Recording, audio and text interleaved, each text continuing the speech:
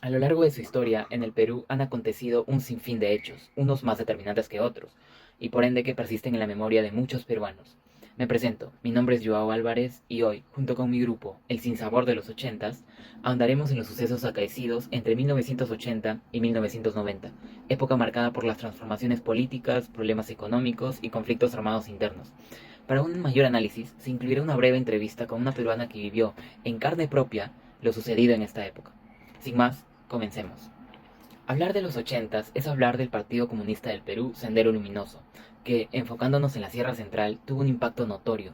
A nivel local, basta con mencionar la masacre de Lucanamarca para darnos una visión de las atrocidades cometidas por Sendero. Un 3 de abril de 1983, la plaza del distrito de Santiago de Lucanamarca, ubicada en el departamento de Ayacucho, se tiñó de sangre, pues este atentado inmisericorde, llevado a cabo con armas blancas, machetes, hachas y cuchillos, como revelarían los protocolos de necropsia, dejó a su paso 69 víctimas fatales, entre las que se encontraban mujeres, hombres y niños. Pero viendo el conflicto armado interno desde la otra cara de la moneda, puedo puntualizar en la masacre de Putis, perpetuada por militares de la base de Putis en diciembre de 1984, quienes dieron muerte a 123 civiles de las localidades de Cairamayo, Vizcatampata, Orcohuasi y Putis, en el distrito de Santillana, provincia de Huanta, Ayacucho. Lo macabro es saber que estos civiles literalmente cavaron sus tumbas, pues posteriormente serían aniquilados por los oficiales del ejército.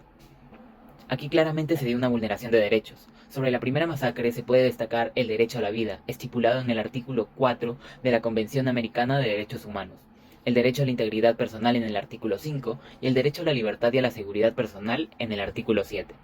Pero, ¿qué es lo que nos dice la Constitución Política del Perú?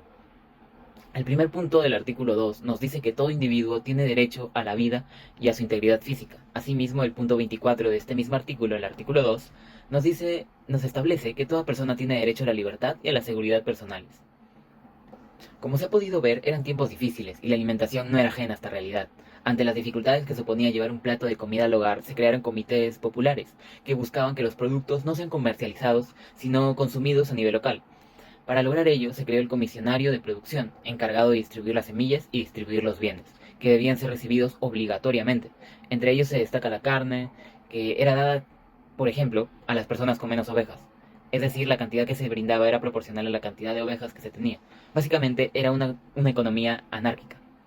Como mencionó mi compañero Joao, con la llegada del Sendero Luminoso, el gobierno de Belaúnde tomó ciertas medidas como para tratar de contrarrestar a este movimiento. Una de ellas fue el toque de queda. Nuestra entrevistada hablará al respecto en ciertas preguntas. Sin embargo, estoy yo para explicarles e introducirles este término. Es la medida que toma un gobierno para la restricción o prohibición del libre movimiento de un ciudadano en una cierta región, ciudad o país. Esto se da con el fin de contrarrestar el posible peligro social que se da en un contexto de conflicto interno o externo. Esta medida se tomó por los atentados que eran generados por Sendero Luminoso, ellas en los coches bombas, las explosiones, los saqueos. Entonces lo hizo con un fin de cuidar a la población, en cierto modo. Luego otro de las medidas que tomó fue ceder el poder a las fuerzas militares, las cuales lamentablemente en la mayoría de los casos usaron tortura o ejecuciones extrajudiciales, las cuales se dan a juicio propio de la milicia. Otra de unas posibles consecuencias es la migración que ocurrió dentro del país durante y después, con el fin de evitar tanto el abuso de poder de los militares como el riesgo que suponía en ese tiempo Abimael Guzmán y Sendero Luminoso. Entonces, dada esta breve introducción, pasaremos a la parte más importante, que sería la entrevista y cómo su memoria nos ayuda a poder visualizar este periodo de Belaúnde Terry. Hola, buenas tardes. Nos encontramos con mi tía y mi tía ha vivido en Apurímac durante los años 80 y bueno, quisiera preguntarte, tía, ¿de dónde eres y en qué trabajabas? Apurímac, yo trabajaba en ama de casa y en comercio. Ya. ¿Y cómo era tu vida antes de que llegara el terror en los 80? Antes de eso, yo trabajaba normal, yo así trabajaba en chacra, producía y hacía trueque. Como trabajaba en comercio, trabajaba ya en población, hacíamos trueque, de eso vivíamos, tranquilamente trabajábamos. Ya. Con la llegada del terrorismo, algunos autores como Fernando Almas mencionan que durante esa época hubieron subsidios a los servicios públicos en el combustible y en los insumos. ¿Esos fueron visibles? Es decir, tú, lo que comprabas, tu poder para comprar alimentos, era igual, ya con la llegada del terrorismo. No, todo era reprimido. Ya no era normal lo que hacíamos negocio, no, total. Y entonces podríamos decir que estos subsidios no llegaron. Ujú. Ya llegaron. Y con los envíos de luz. Luz también, como llegaron los el terrorismo, con la llegada del terrorismo, luz también nos ha afectado. O sea, nos han dinamitado el motor y ya no teníamos luz. Agua también del buquear tomábamos. No teníamos agua potable, no, antes no teníamos. ¿Y servicios de salud o medicina? De salud teníamos un enfermero que vendía sus medicamentos, un aficionado enfermero. Ujú. Ya, eso nomás, no había otra cosa. Teníamos que viajar lejos todavía de nuestro pueblo, si estábamos enfermos, a otra provincia, teníamos que viajar por 2 días del viaje. Y antes no era así. Antes no era así. Antes sí se habían. ¿También? Enfermeros nomás en nuestro pueblo había, pero después con la llegada de los terrorismos ya no había ni enfermeros, desapareció.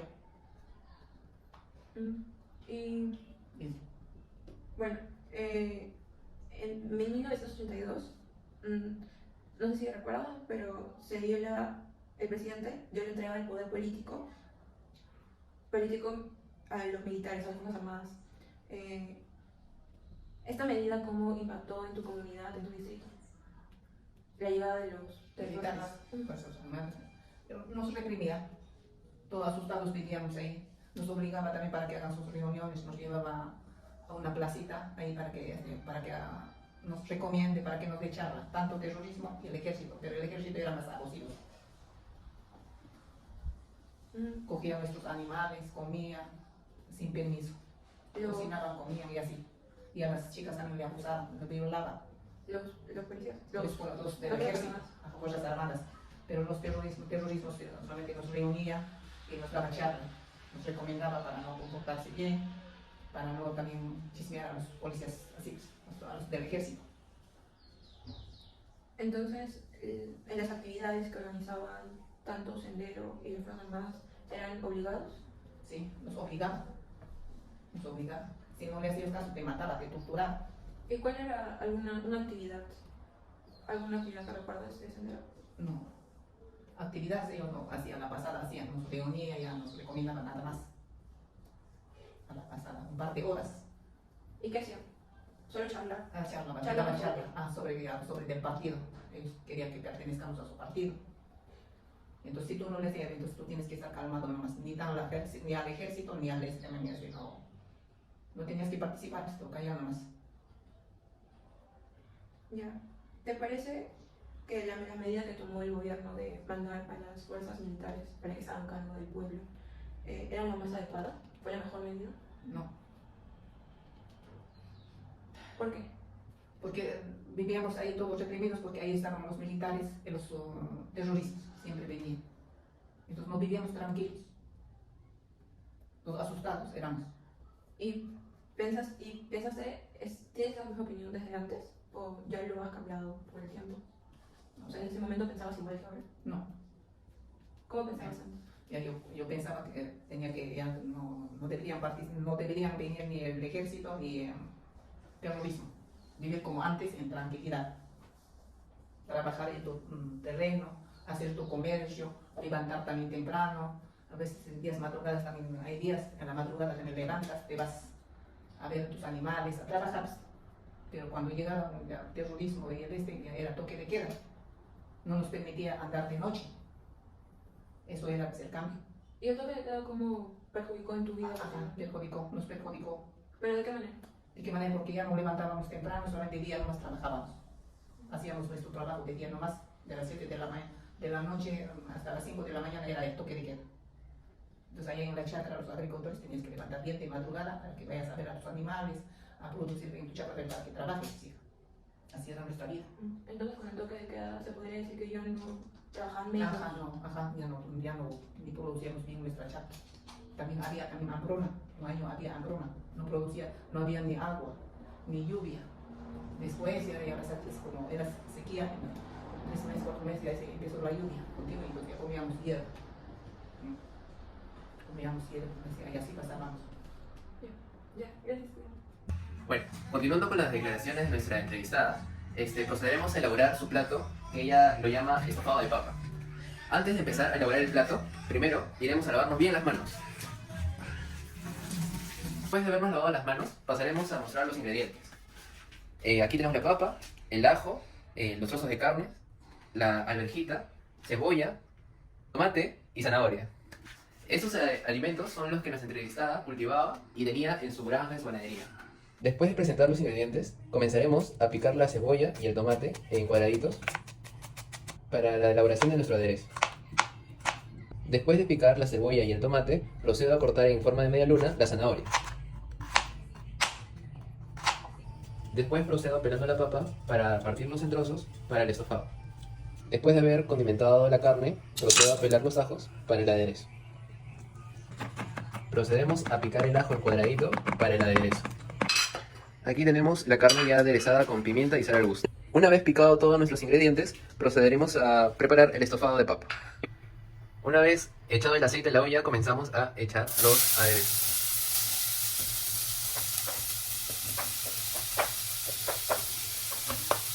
Procederemos a echar el tomate, después de esperar que la cebolla se dore en aceite. Mezclamos todo y echamos el ajo para que dore todo unos 3 minutos. Procedo a revisar mi aderezo. Damos unas cuantas vueltas para que se mezcle todo. Y procedo a echarle la zanahoria. Luego de mover el aderezo, pasaremos a echar la carne.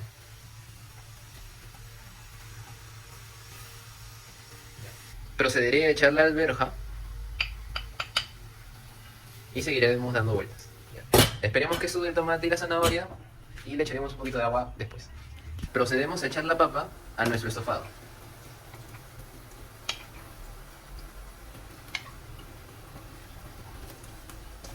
Incorporamos el agua y procedemos a tapar.